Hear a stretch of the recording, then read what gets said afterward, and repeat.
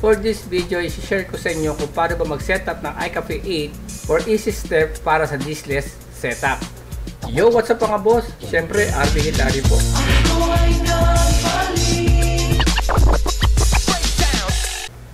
Okay, simulan natin sa pag-format ng ating drive. Dito ay gumamit ako ng 120GB na SSD at gumamit ako ng 500GB na hard drive. Pinartition ko siya sa tatlo at ito nga yung ginawa kong image, write back at saka yung game disk. So yan lang ay sinetup ko lang para lang dito sa ating video tutorial. Now, simulan natin sa pag-configure ng ating LAN. Dito sa network and internet settings, follow the instruction lang. Ethernet, change adapter option. Then sa internet, right click lang natin yung internet. Then properties. Punta lang tayo dito sa may internet protocol. From obtain, nag-assign ako ng IP address. Gumamit ako ng 192.168.1.200 para sa ating IP address. At dito naman sa may primary DNS, gumamit naman ako ng public DNS 8.8.8.8 para naman sa ating primary DNS. At sa secondary DNS naman ay naglagay ako ng 8.8.4.4. Under ng control panel, makikita nyo dyan yung Windows Defender o yung firewall. Huwag nyo kakalimutan i-turn off yung firewall. Sa Windows Firewall kasi, pag hindi nyo na-off yan, ang mangyayari, pwedeng hindi makita ng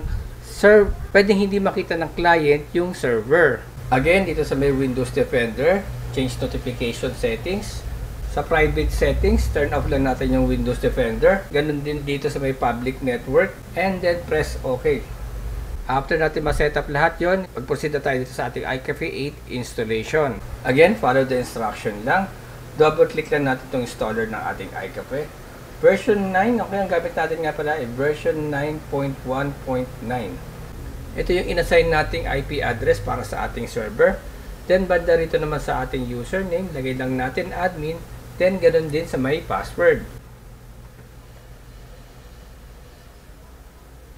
Okay, change file location tayo. From drive D, gawin natin drive C. Then, dito sa file name, palitan lang natin ng iCafe 8. Then, kailangan parehas na parehas yung pagkaka-rename ng file name natin. Kung nakalagay dito is naka-capital yung I, gawin natin capital I, then C-A-F-E 8. Dahil yung pagkaka-modify ng version na to is naka-file name siya ng ganun. Once na binago nyo yung pagkaka-file name, example, ginawa yung capital lahat, ang magiging effect niya ay pwedeng hindi makita ng client yung game disk. Pwedeng hindi lumabas yung game disk sa may client. Okay, balik na tayo dito. Click na natin yung next. Then, fast forward tayo.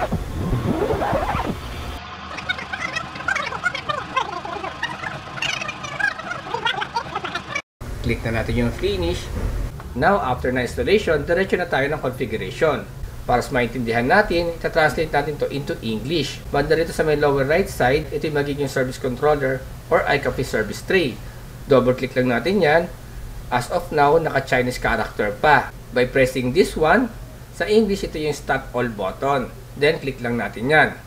Then, wait until magbago yung character dito. So, wait natin ulit until mag-stop yung service.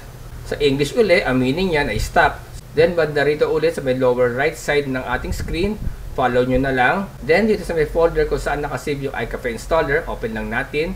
Meron tayong makikita English license folder. Open nyo lang yan by pressing double click. Then, sa loob ng folder, select all or control A. Then, control C para sa copy. Then, ilocate natin kung saan naka-install yung ating iCafe 8.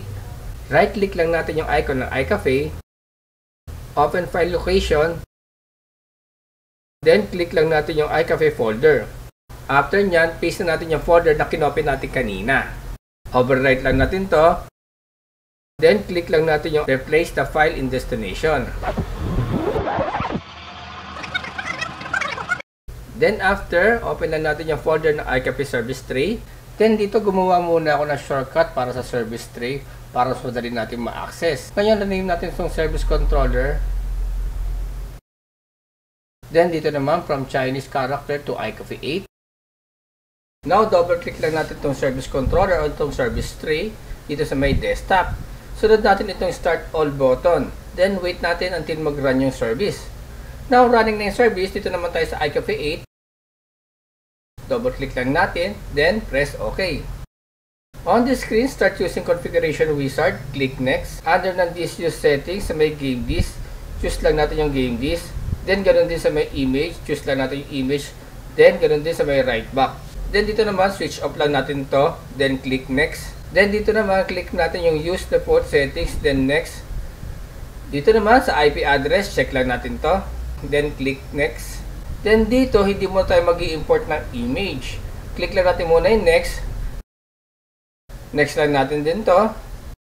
Then apply config. Then yes. Then okay. Okay, on this screen, mapapansin nyo, yung naka-assign na drive sa game disk is naka-drive C.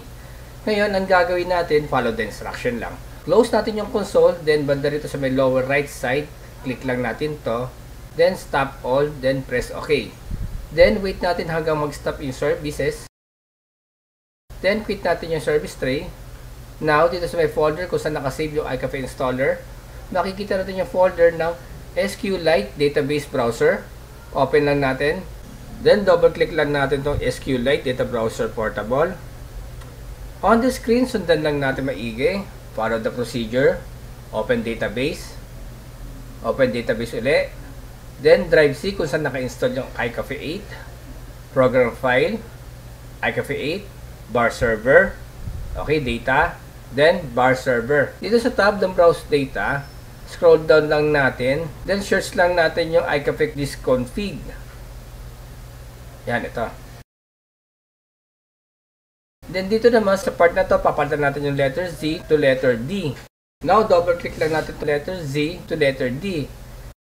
Tapos, punta tayo sa file, write change, then exit. Then, balik ulit tayo sa ating iCafe console.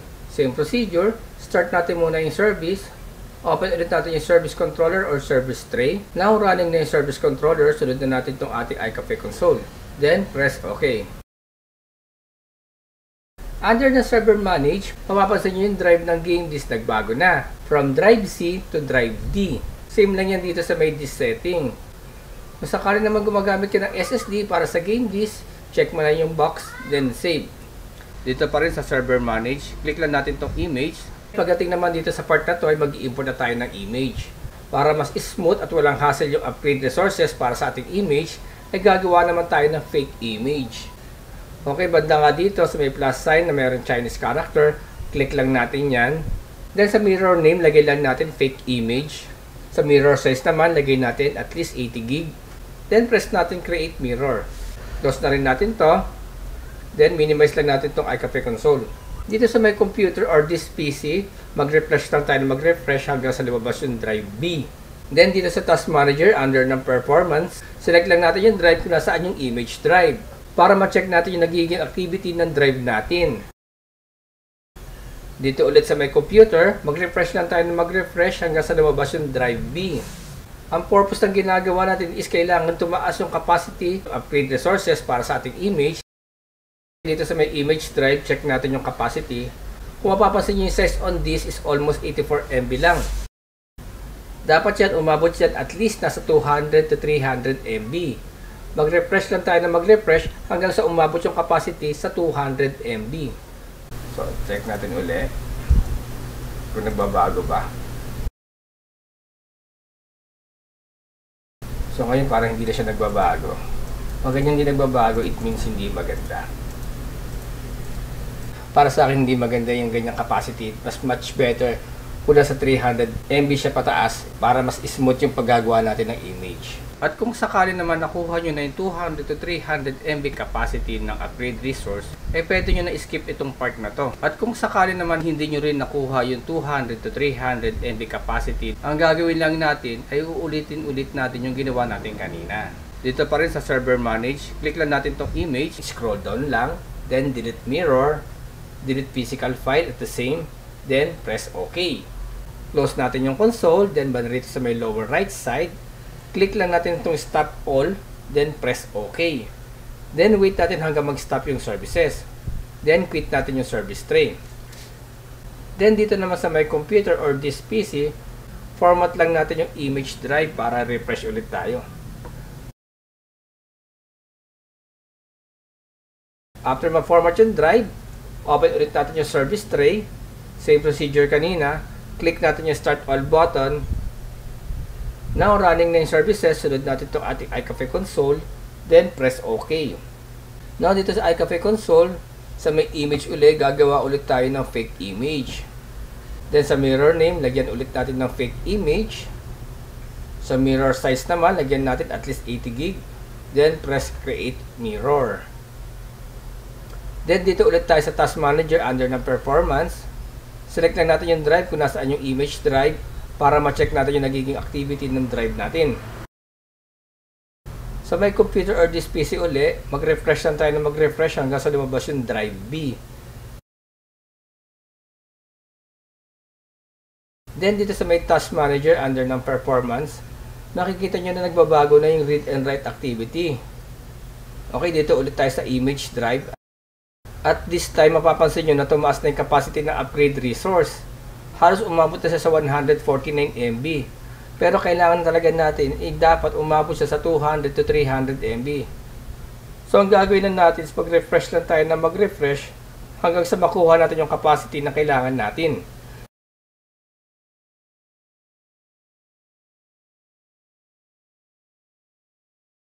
So ayan, na-reach na natin yung capacity na halos 337 MB ng size on disk.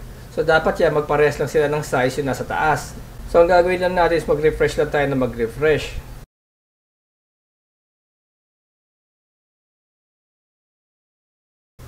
Now nakuha na natin yung file size na kailangan natin, proceed na tayo sa pag-import ng ating image. Okay, meron ako na-download na free image galing sa isang group. Credit to the owner at maraming salamat po pala Sir Bubong sa pag-share ng iyong image. Now balik tayo dito sa my computer or this PC. Copy lang natin itong buong folder ng image ni Sir Bubong. Dito sa may image drive, sa image folder, dito natin i-paste yung buong folder ng image.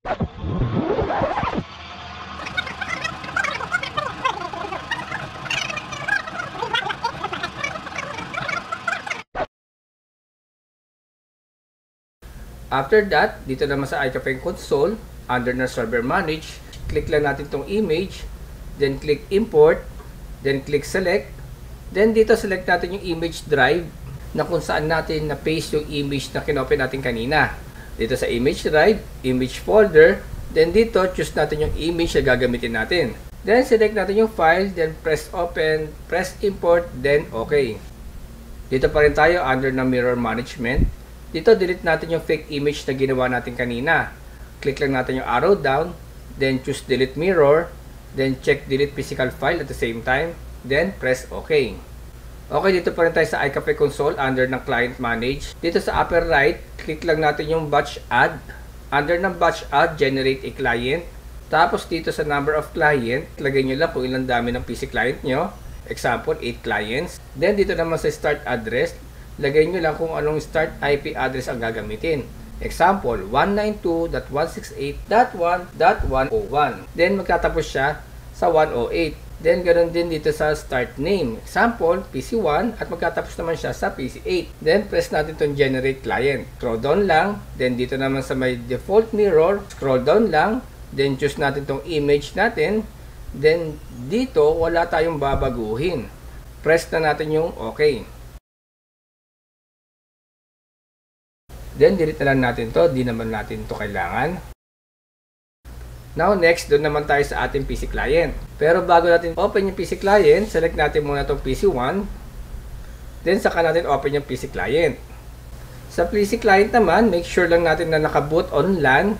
At kung sakali naman hindi mo pa nasa-set up yung boot on LAN, ika-card ko na lang dito sa may itaas yung link or ilalagay ko na lang sa comment section yung link kung paano yung setup ng boot on LAN. Balik tayo dito sa PC client. Sa PC client naman, makikita nyo yung number of PC na generate natin kanina. Then, magsimula tayo dito sa PC1, then press enter. Then, wait natin hanggang sa mag-boot yung client.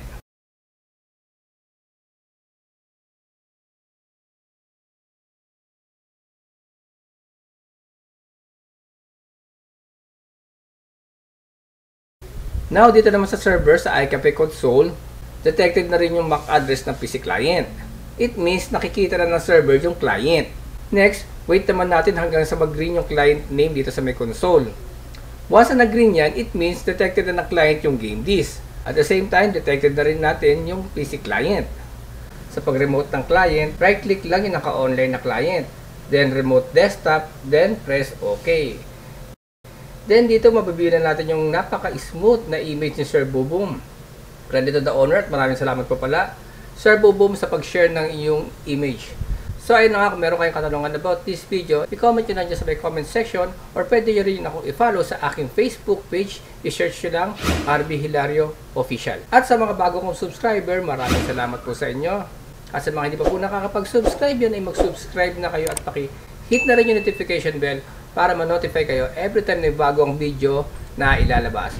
So hanggang dito na lang mga boss.